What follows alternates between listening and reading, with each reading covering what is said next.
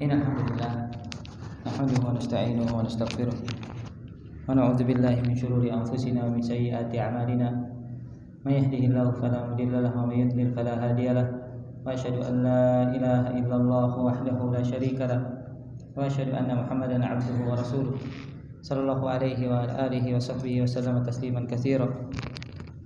Ya ayyuhalladzina amanu taqullaha haqqa tuqatih wa la tamutunna illa wa antum muslimun.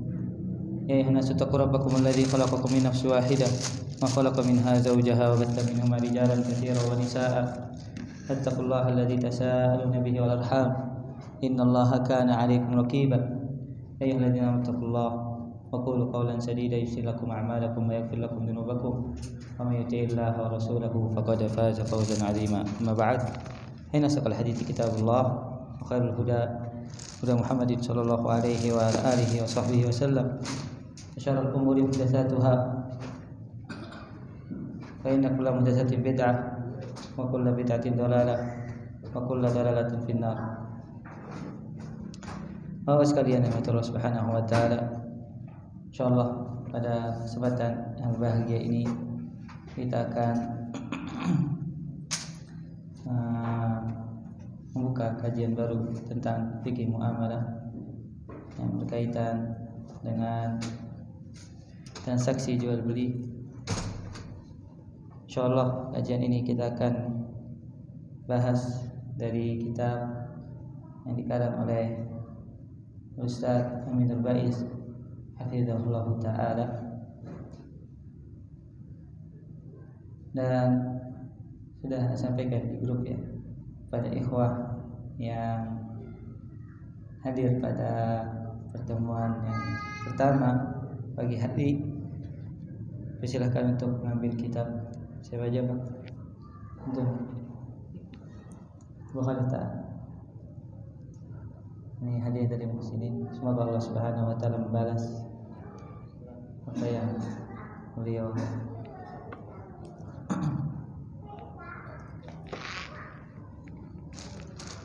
Antum hadir gak kemarin di awal?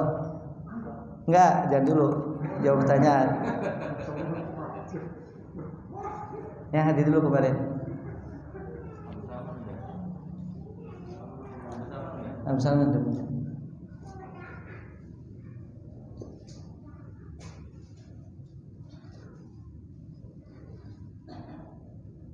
Insyaallah kita akan bahas dari kitab ini dikarang oleh Ustaz Aminul Baiz tentang pengantar fikih jual beli harta haram, karena pembahasan ini sangat penting sekali bagi kita semua memasukkan nikmat Allah Subhanahu wa taala agar transaksi yang kita lakukan bisa mendapatkan keberkahan.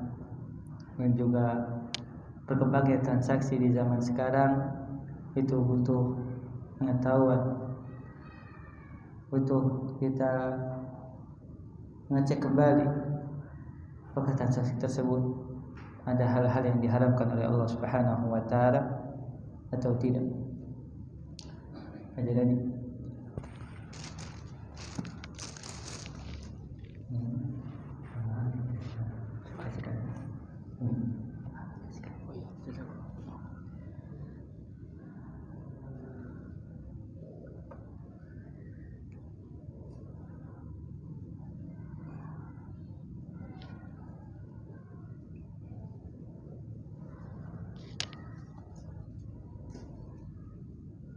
insyaallah kita mulai dari mukaddimah tentang penulis apa yang disampaikan oleh penulis.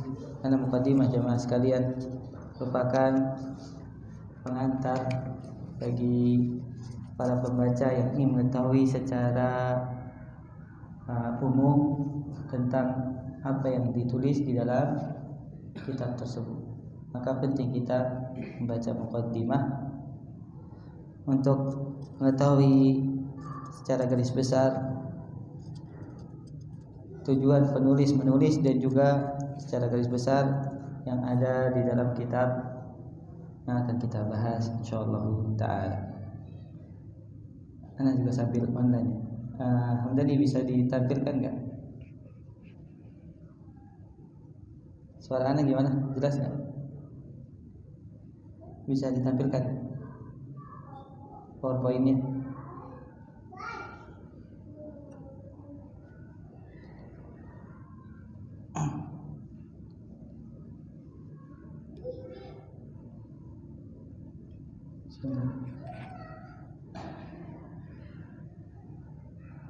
Nah, bisa ditampilkan alhamdulillah di PowerPoint biar yang online bisa.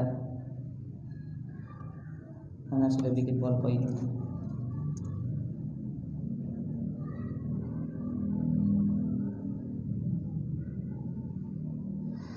Baik, kita akan bacakan atau ada yang mau baca? Ikhwah, ada Abu Hanifah baca. Bismillahirrahmanirrahim. Muqaddimah penulis. Bismillahirrahmanirrahim. Yassir wa'in. Bismillah dengan nama pertolongan dengan nama Allah. Mudahkanlah dan anugerahkanlah pertolonganmu untukmu. Segala puji bagi Zat yang telah menurunkan syariatnya dengan segenap kesempurnaannya. Segala puji bagi Zat yang menjadikan kesempurnaan syariatnya sebagai anugerah terbesar bagi hambanya. Allah berfirman, Al-yawma akmaltu lakum dinakum wa atmamtu alaikum ni'mati wa raditu lakumul Islam madina.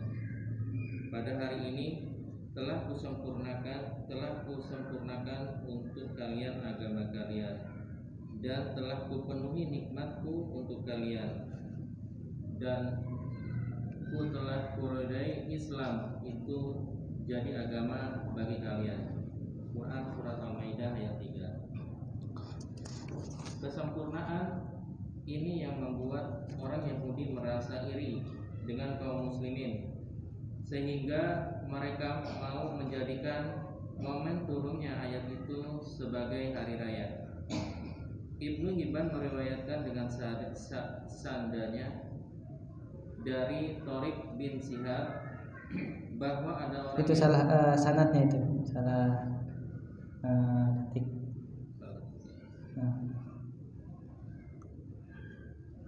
Dari Ibnu Hibban meriwayatkan dengan sanadnya dari Thariq bin Shihab bahwa orang Yahudi yang bertanya kepada Umar radhiyallahu anhu, "Lau alimna ma'syarul yahud mata nazalat hadhil ayah lattafatna 'idan al-yawma akmaltu lakum dinakum."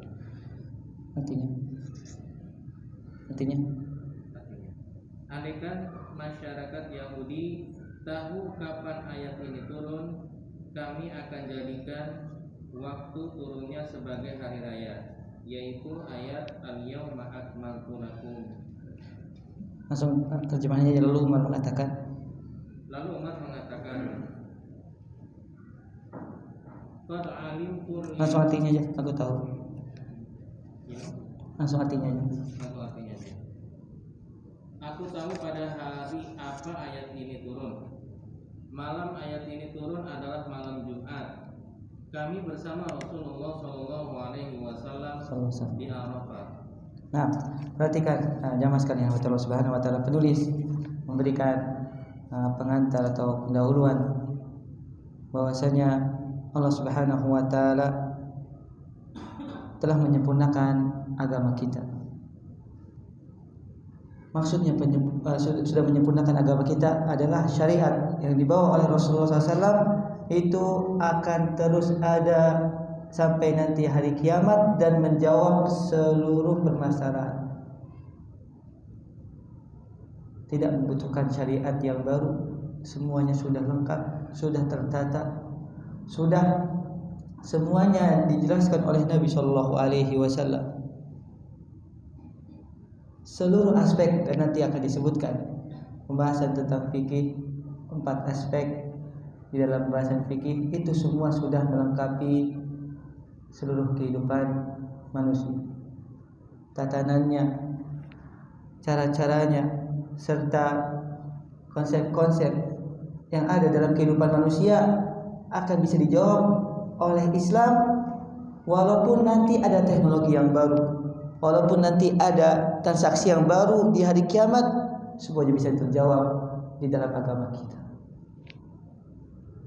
Ini makna dari perkataan penulis bahwasanya beliau menukil ayat al-yawma akmaltu lakum dinakum wa atmamtu alaikum ni'mati wa raditu lakumul Islam dinan dalam surat Al-Maidah ayat yang ketiga, yang artinya pada hari ini telah kusempurnakan untuk kalian agama kalian dan telah kupenuhi nikmatku untuk kalian dan telah kuridai Islam itu menjadi agama kalian. Kesempurnaan agama Islam yang tidak membutuhkan lagi tambahan, tidak membutuhkan lagi sesuatu untuk memperindah syariat Islam, karena di hari itu dan diutusnya Nabi SAW serta Nabi SAW meninggal, seluruh syariat sudah disampaikan. Tinggal kitanya sebagai seorang muslim mau nggak kembali kepada agama kita. Dan transaksi yang berkembang di zaman sekarang itu semua insya Allah bisa terjawab, bisa kita cek halal dan haramnya ketika kita kembalikan kepada siapa? Kepada Al-Quran dan Sunnah Nabi Sallallahu Alaihi Wasallam, maka kita akan temukan jawabannya. Lanjut. Salawat dan salam semoga terlimpahkan untuk teladan tertinggi kita, Nabi Muhammad Sallallahu Alaihi Wasallam, yang mengemban amanah dakwah, mengajarkan kepada umat semua yang dibutuhkan untuk kebahagiaan mereka dunia dan akhirat. Beliau Sallallahu Alaihi Wasallam bersabda, yang artinya tidak ada suatu pun amalan yang belum bisa mendekatkan hamba ke surga atau menjauhkan mereka dari neraka kecuali telah dijelaskan semuanya kepada kalian. Hadis riwayat Tabrani dalam Al-Kabir. Lanjut, buku pengantar fikih. Buku pengantar fikih jual beli adalah buku perdana yang saya tulis dalam masalah fikih muamalah maliyah. Pada asalnya buku ini merupakan modul yang kami sediakan untuk kegiatan workshop fikih muamalah dasar. Nah, ini kenapa buku ini ditulis? Pada asalnya untuk materi yang beliau siapkan dalam rangka workshop fikih muamalah dasar kepada komunitas pengusaha muslim di Indonesia. Jadi kita juga bisa mengetahui asal penulis kita ini. Semoga Allah memberikan taufik dan penjagaan kepada beliau. Nah, langsung pembahasan tentang mengenal ilmu fikih. Baca. Mengenal ilmu fikih. Mohon izin, saya langsung masuk materi pengantar, yaitu mengenal ilmu fikih. Imam Abu Hanifah rahimahullah memberikan definisi fikih sebagai berikut: ma'rifatun nafsi ma laha wa ma 'alaiha. Mengenalkan diri kita terhadap hak dan kewajiban kita. Definisi fikih menurut keterangan Abu Hanifah memiliki ruang lingkup yang sangat luas. Definisi ini meliputi pembahasan apa saja yang menjadikan kewajiban kita dan apa saja yang boleh kita terima. Dan itu mencakup semua syariat Islam, baik terkait akidah, ibadah maupun muamalah. Nah, ini definisi fikih pada para ulama yang terdahulu. Masuk yang pertama mengajarkan tentang fikih adalah Imam Abu Hanifah rahimahullahu ta'ala. Beliau menyebutkan makna fikih adalah mengenalkan diri kita terhadap hak dan kewajiban kita sebagai seorang hamba. Ini pengertian yang paling lama tentang makna fikih. Namun dalam perjalanannya, atau di halaman di Romawi ke-7, atau dalam perjalanannya masih halaman 1 ya, dalam perjalanannya ketemu halaman 1 enggak, halaman setelahnya itu yang situ ya, dalam perjalanannya itu Tahu nggak? Paragraf dalam perjalanannya. Dalam perjalanan. Oh ya. Oh itu juga. Oke. Dalam perjalanannya setelah fikih menjadi cabang ilmu tersendiri, ulama membatasi kajian fikih hanya untuk hukum yang terkait amal perbuatan manusia. Nah, kalau perkataan Imam Abu Hanifah itu mencakup dua hal, akidah dan amal. Itu makna secara umum dari fikih menurut Imam Abu Hanifah, karena beliau termasuk yang pertama meletakkan dasar-dasar fikih. Namun perjalanannya para ulama akhirnya memberikan atau mengelompokkan ilmu fikih hanya untuk pembahasan yang berkaitan dengan amalan. Jadi akidah diletakkan atau dibuat kelompoknya sendiri atau disiplin ilmu sendiri. Baru fikih itu yang berkaitan dengan amalan ibadah seorang hamba. Nah, kita masuk pembahasan makna pengertian fikih. Para ulama fikih mendefinisikan ilmu fikih berdasarkan definisi di atas. Berarti ilmu fikih memiliki 4 batasan. Yang pertama, ilmu tentang hukum syariat. Dibaca dulu Abu Hanifah, para ulama fikih mendefinisikan ilmu tentang hukum syariat. Yang di atasnya. Ya. Para ulama fikih mendefinisikan ilmu fikih. Para ulama fikih mendefinisikan ilmu fikih dengan ilmu tentang hukum syariat terkait amal yang disimpulkan dari dalil-dalilnya secara spesifik. Nah, itu ilmu fikih yang berkembang dan dipelajari oleh kaum muslimin di zaman sekarang. Pengertiannya adalah ilmu tentang hukum syariat terkait amal yang disimpulkan dari dalil-dalil secara spesifik. Nah, penjelasan dibaca. Berdasarkan definisi di atas, berarti ilmu fikih memiliki 4 batasan. Nah, perhatikan 4 batasannya ya. 4 batasan dari pengertian fikih. Yang online juga diperhatikan. 1. Ilmu tentang syariat.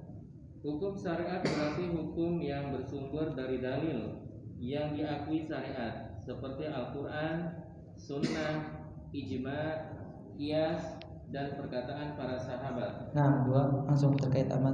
Terkait amal, ilmu syariat yang tidak membahas masalah amal, bukan ranah kajian ilmu fikih, seperti ilmu akidah, ilmu tafsir, ilmu hadis secara riwayat, ilmu nahwu, dan seterusnya. 3. Disimpulkan. Artinya disimpulkan melalui ijtihad terhadap dalil-dalil Al-Quran dan Sunnah. 4. Dalil-dalilnya secara spesifik. Artinya dalil yang berkaitan dengan amal tertentu dan bukan dalil global. Untuk dalil global masuk dalam kajian ilmu usul fikih. Nah, ini 4 batasan atau 4 hal yang dapat kita pahami dari definisi ilmu fikih.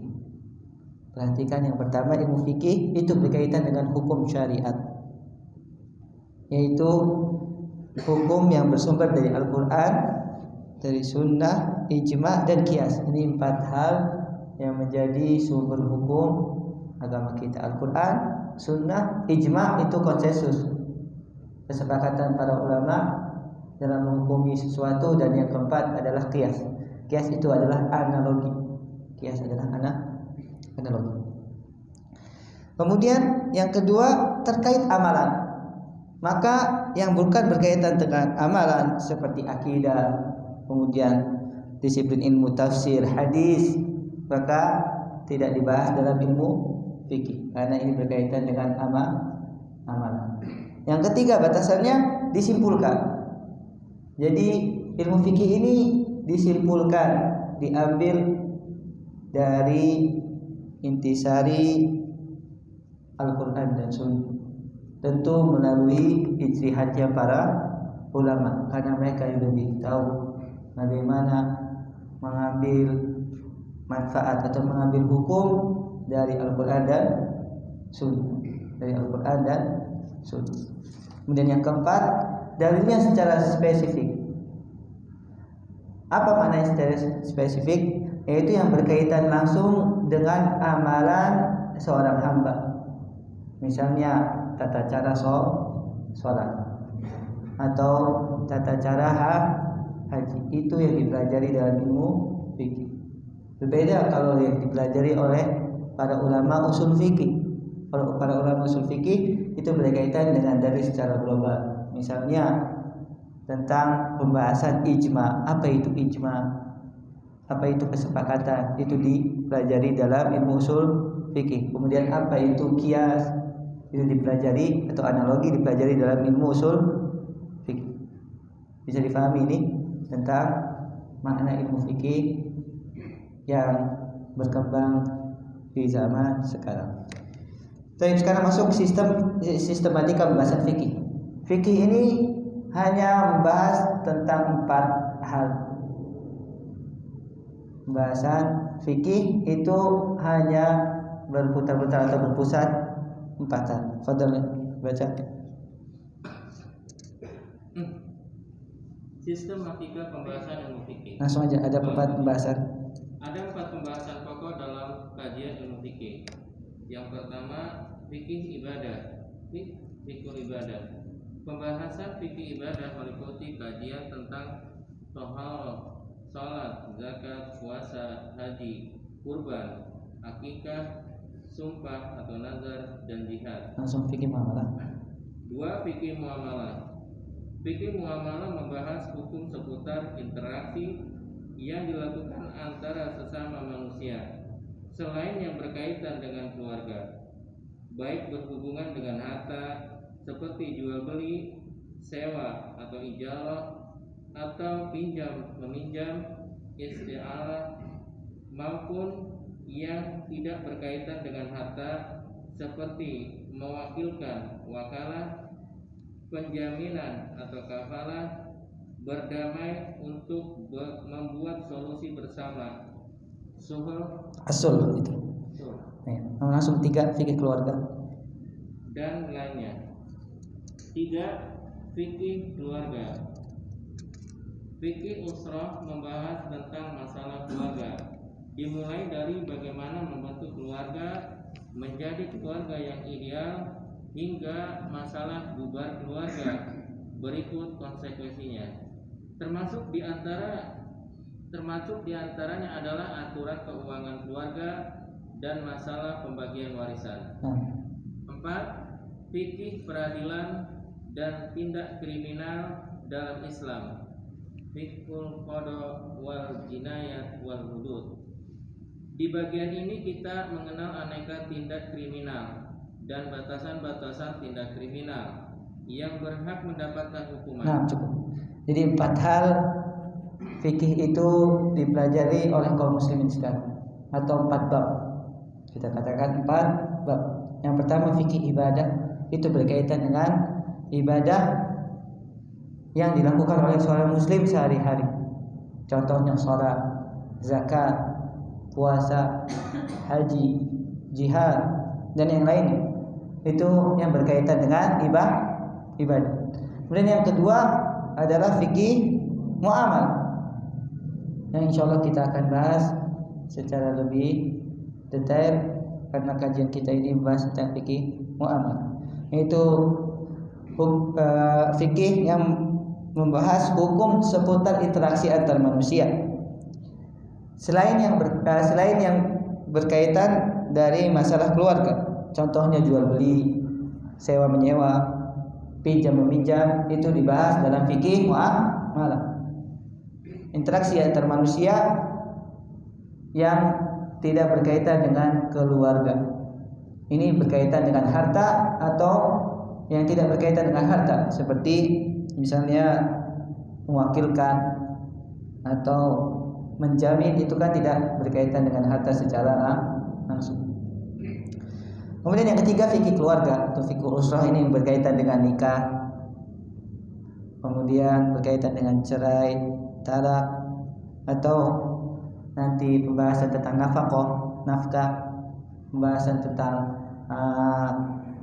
radha'ah, itu menyusui, kemudian berkaitan dengan warisan, itu juga dibahas dalam fikih usul. Kemudian yang keempat terakhir adalah fiqhul jinayat, fikih yang berkaitan dengan tindakan kriminal dan juga peradilan, fikih yang berkaitan dengan sengketa antara kaum muslimin. Itu ada aturannya di dalam syariat kita yang mulia. 4. Pembahasan bab fikih ini itu yang biasa dipelajari oleh para ulama fikih dan para penuntut ilmu hingga zaman sekarang. Fadhal, kita langsung lebih spesifik lagi, lebih tertuju kepada pembahasan yaitu fikih muamalah. Fadhal, mengenal istilah muamalah. Mengenal istilah muamalah. Sebelumnya izinkan saya menyinggung sedikit istilah muamalah. Kata muamalah berasal dari kata amala, yu'malu, Amala yu'amilu,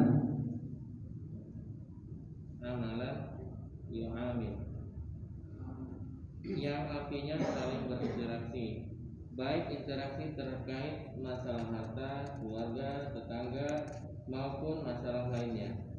Sehingga istilah muamalah adalah istilah umum, mencakup semua interaksi yang dilakukan antar sesama manusia. Mengingat kajian seputar fikih jual beli menyangkut masalah harta atau mal, maka para ulama memberikan tambahan keterangan di belakangnya, maliyah, sehingga menjadi muamalah maliyah. Nah, ini secara singkat tentang makna muamalah. Kalau fikih tadi kita sudah bahas, ini makna fikih, makna muamalah. Muamalah itu dari kata amala yu'amilu muamalatan, dalam bahasa Arab yang maknanya interaksi. Nah, fikih muamalah ini itu berkaitan antar manusia yang melakukan transaksi, antar sesama manusia yang melakukan transaksi. Pada asalnya muamalah ini masuk juga dalam fikih usrah, karena interaksi manusia itu tidak hanya masalah harta, ada masalah suami istri, masalah orang tua dan anak, masalah warisan. Itu semua dibahas dalam fikih muamalah. Namun karena kita lebih dikhususkan dalam masalah harta, maka ditambahkan oleh para ulama fikih muamalah maliyah, fikih yang membahas tentang interaksi antar manusia yang berkaitan dengan harta, yang insyaallah yang akan kita bahas pada kesempatan yang berbahagia ini. Lanjut langsung pada halaman 1, antara ibadah dan muamalah.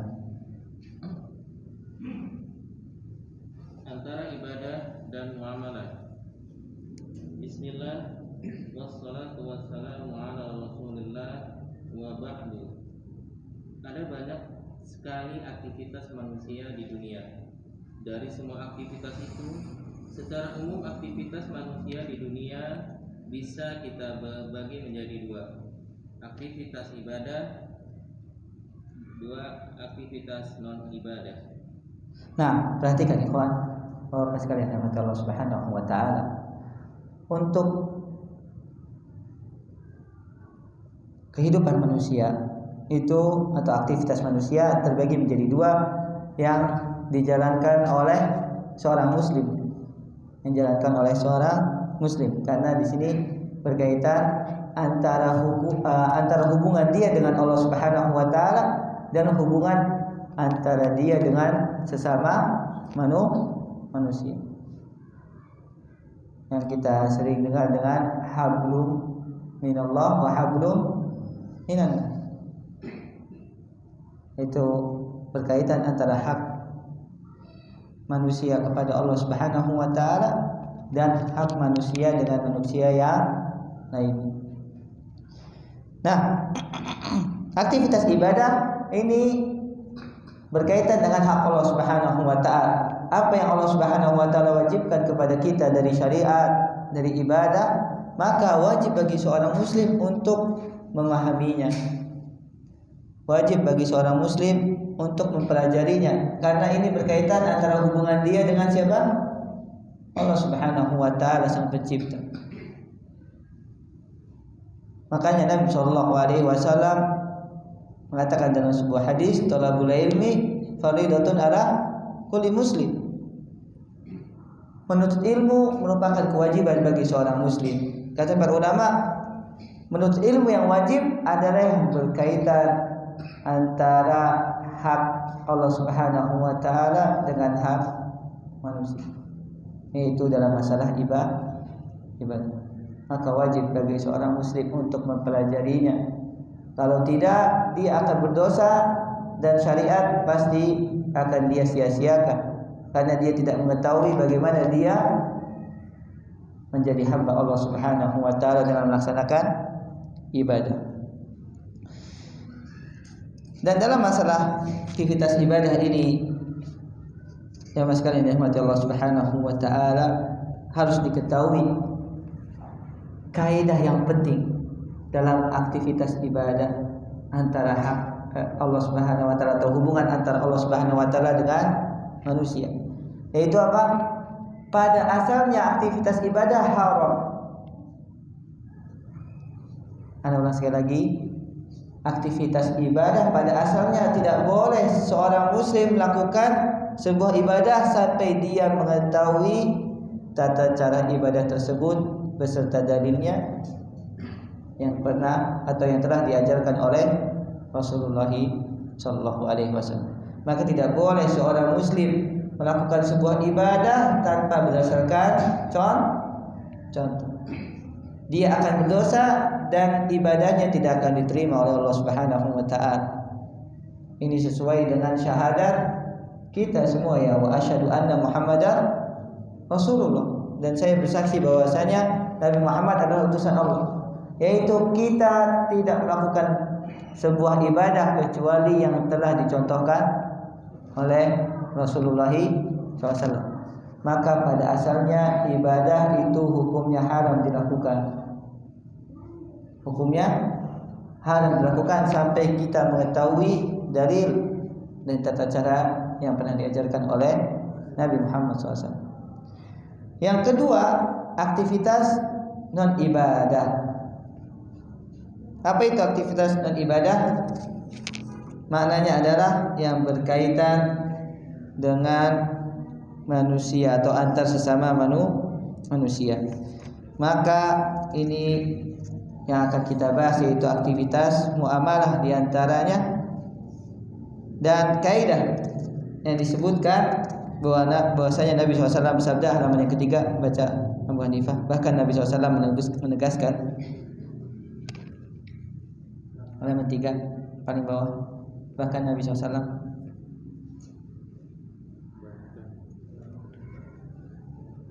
paragraf yang ketiga, halaman 3 yang paling terakhir, halaman 3.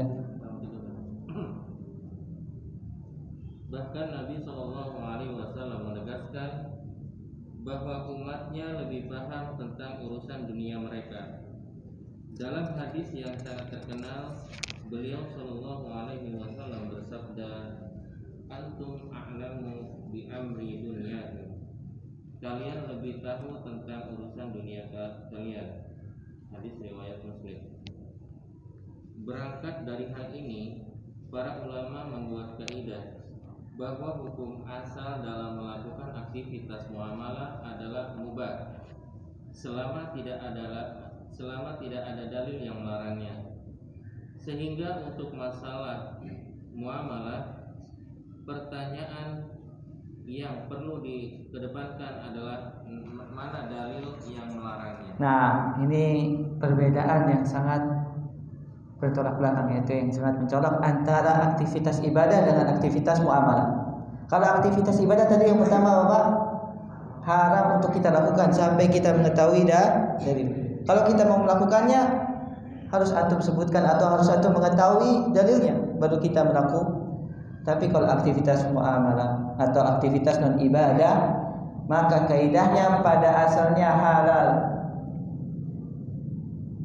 Pada asalnya tanpa harus menggunakan dalil, kita boleh melakukan aktivitas antar sesama manusia.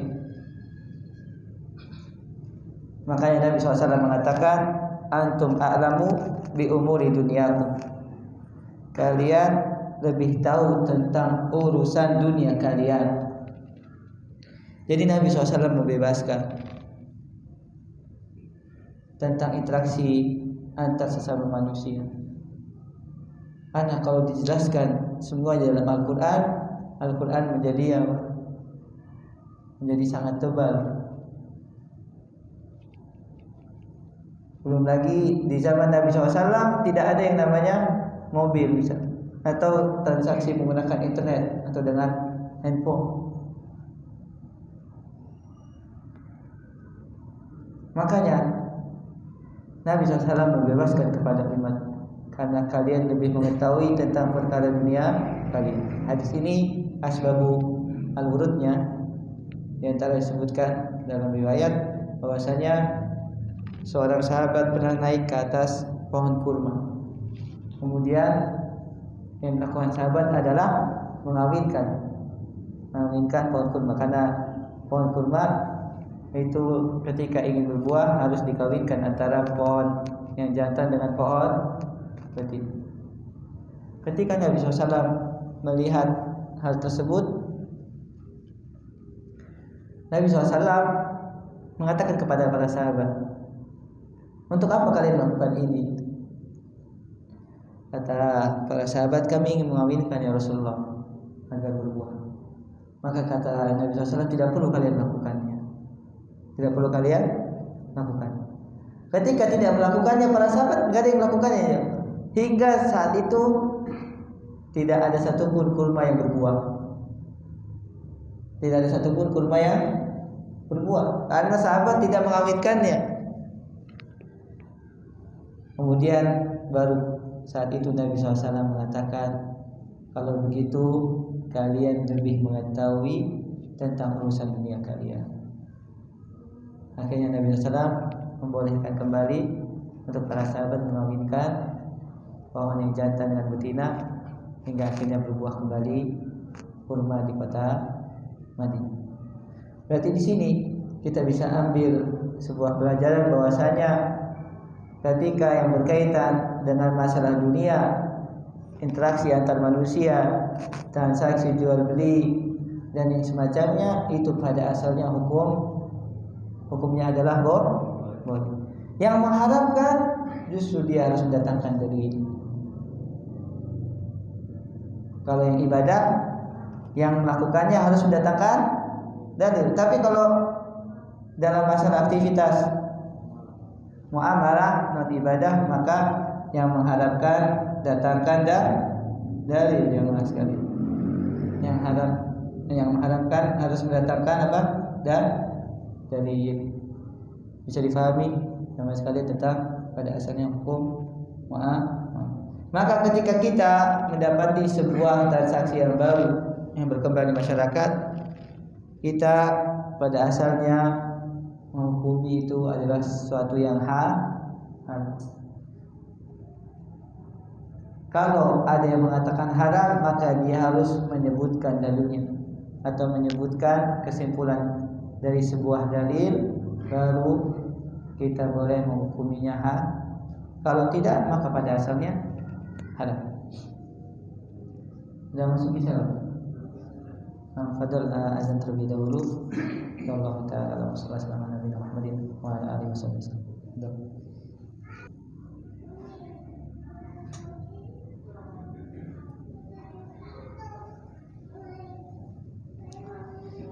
Alhamdulillah wa sallallahu alaihi wa barak. Teman yang kembali dengan buat rahmatin alamin Nabi Muhammadin wa ala alihi wa ashabihi wa tabi'in bi ihsan ila yaumil wa ba'd. Ana lanjutkan sebentar. Dalil pada asalnya hukum interaksi atau yang berkaitan dengan jual beli dan yang semacamnya yang berkaitan dengan urusan dunia adalah halal, adalah di antaranya dalam surat Al-Baqarah ayat 29. Allah Subhanahu wa taala firman, "Huwallazi khalaqa lakum ma fil ardi jami'a." Dia zat yang menciptakan untuk kalian semua yang ada di muka bumi ini. Jadi pada asalnya yang ada di muka bumi ini Allah ciptakan untuk kita semua. Berarti pada asalnya adalah halal. Ini juga dikatakan oleh Al-Imam Sya'di rahimahullah ta'ala. Beliau mengatakan artinya dia ciptakan semua yang ada di muka bumi ini untuk kalian sebagai kebaikan dan kasih sayang yang diberikan untuk kalian agar dimanfaatkan, dinikmati dan diambil pelajaran. Berarti pada asalnya muamalah transaksi itu adalah halal sebagaimana Allah menciptakan dunia ini dan yang ada di dalamnya untuk kita semua manusia. Hanya saja pemanfaatan mereka dibatasi oleh dua hal. Jadi pemanfaatan dunia ini atau apa yang ada dalam dunia ini dua hal. Yang pertama, barang itu milik pribadi orang tersebut. Jadi dia boleh melakukannya atau boleh memanfaatkannya apa yang dia inginkan karena barang tersebut milik pribadi diri. Yang kedua, ketika berpindah kepemilikan, yaitu dengan mengadakan transaksi dengan orang lain. Ketika kita membeli atau kita menjual kepada ada yang membeli, maka kepemilikan berpindah. Di sini baru boleh seseorang memanfaatkan harta tersebut atau kepemilikan dari barang tersebut. Kalau seandainya kita memakai atau menggunakan hak yang bukan hak kita, maka itu dilarang. Sebagaimana Allah Subhanahu wa taala firman, "Ya ayyuhalladzina amanu la ta'kulu amwalakum bainakum bil batil illa an takuna tijaratan an taradin minkum." Wahai orang-orang yang beriman, janganlah kalian makan harta sesama kalian dengan cara yang batil selain melalui perdagangan yang saling ridho di antara kalian. Ini dalil bahwasanya tidak boleh seseorang menggunakan hak atau menggunakan kepemilikan orang lain kecuali dengan keridhaan orang lain kalau seandainya itu barang bukan milik dia. Baik, Anda bacakan secara ringkas saja. Perhatikan ikhwan halaman ke-6, yang haram itu sedikit dan terbatas. Dan ini yang harus kita ketahui dalam pembahasan fikih muamalah. Sangat sedikit dan terbatas. Makanya pada pertemuan yang lalu Anda sebutkan, jangan sampai kita termakan oleh perkataan syaitan atau perkataan banyak dari manusia. Sekarang yang halal itu sedikit. Itu adalah perkataan syaitan. Justru dalam perkara dunia, dalam perkara harta, muamalah transaksi yang haram itu sedikit, tidak banyak. Di antara nanti kita akan bahas tentang masalah riba, tentang masalah perjudian, tentang masalah gharar, ketidakjelasan, begitu juga penipuan dan yang semacamnya. Itu yang diharamkan oleh Allah Subhanahu wa taala. Selain dari itu diperbolehkan. Maka jangan sampai kita mempersempit apa yang Allah Subhanahu wa taala luaskan.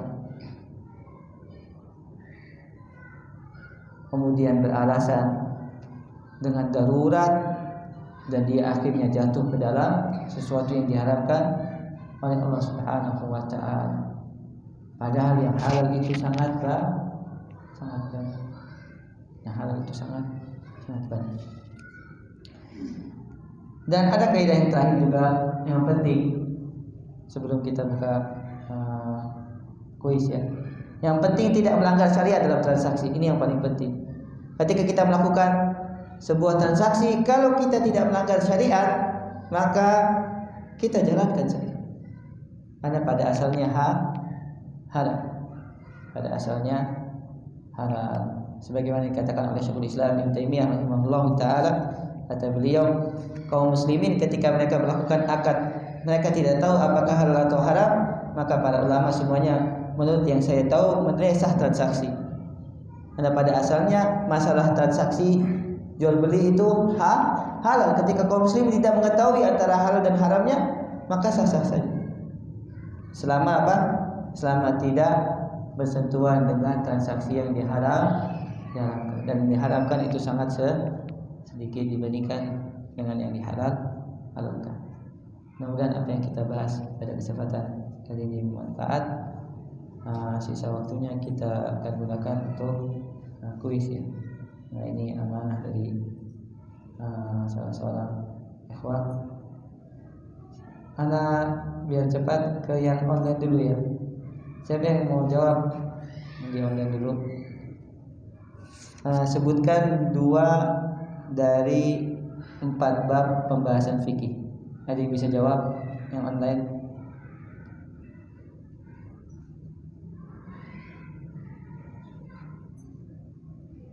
Siapa yang mau jawab?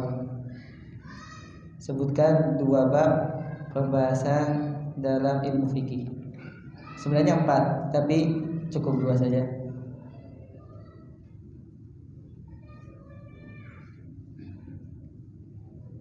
Hafsa, fadl Hafsa. Apa?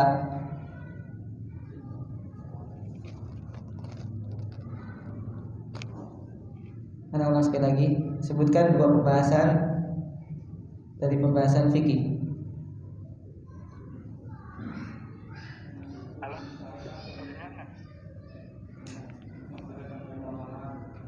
Nah, Hafsa. Jawabannya apa? Iya. Fikih muamalah berkaitan dengan interaksi di antaranya terkait harta, jual beli segala macam. Iya, satu lagi. Yang kedua fikih usrah. Hasan. itu hubungan keluarga. Hubungan suami istri, anak orang tua, sampai talak dan lain sebagainya. Hasan. Insyaallah antum dapat hadiah barakallahu fiik. Saya ana ganti ke yang hadir di masjid ya. Saya ada 5 menit, ada 4 kitab. Fadhal, siapa yang mau jawab pertanyaan? Ana sebutkan tadi kaidah di dalam aktivitas ibadah dan muamalah. Sebutkan 2 kaidah tersebut. Antum udah hadir kemarin ya? Hah?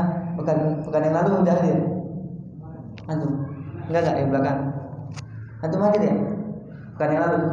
Enggak usah jawab, antum udah dapat. Tak. Sit. Ambil. Fadhal, Pak. Siapa dulu atau dulu? Hah? Antum dulu ya, Fadhal. Aktivitas ibadah kaidahnya apa? Aktivitas ibadah, asal hukum ibadah itu haram untuk dilaksanakan. Ya. Sedangkan untuk muamalah itu halal dilakukan. Ya. Hasan. Dalilnya waladzi khalaqalakum fil ardi jami'an. Waladzi khalaqakum fil ardi jami'an. Hasan. Betul.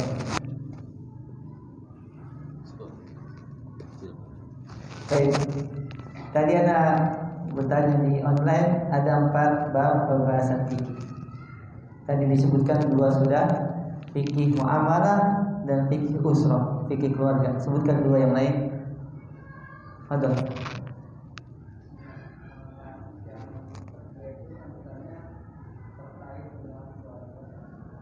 Udah tadi keluarga dan udah dijawab tadi di online, keluarga sama muamalah. Sisa 2. Ibadah, ya, satu lagi. Kriminal ahsan jinayah. Fadhal. Satu lagi. Jamaah sekalian.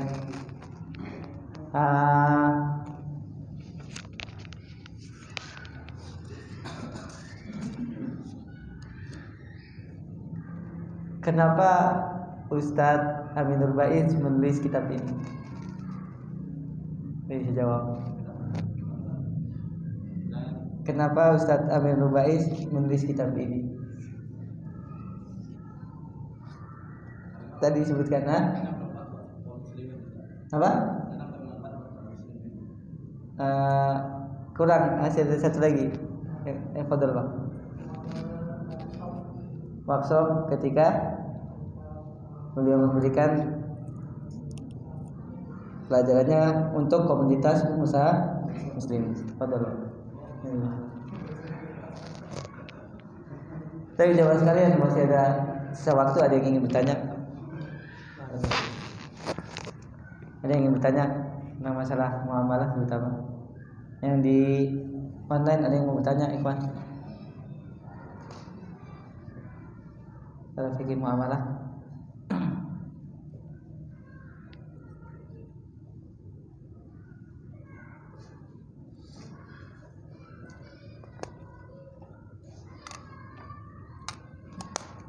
Ada? Tidak ada, kita cukupkan.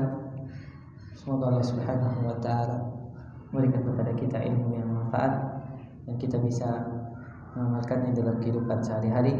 Hadza wallahu taala alam. Wassallallahu wa baraka ala nabiyina Muhammadin wa ala alihi washabbihi wasallam. Subhanakallahumma wa bihamdika asyhadu an la ilaha illa anta astaghfiruka wa atubu ilaik. Assalamualaikum warahmatullahi wabarakatuh.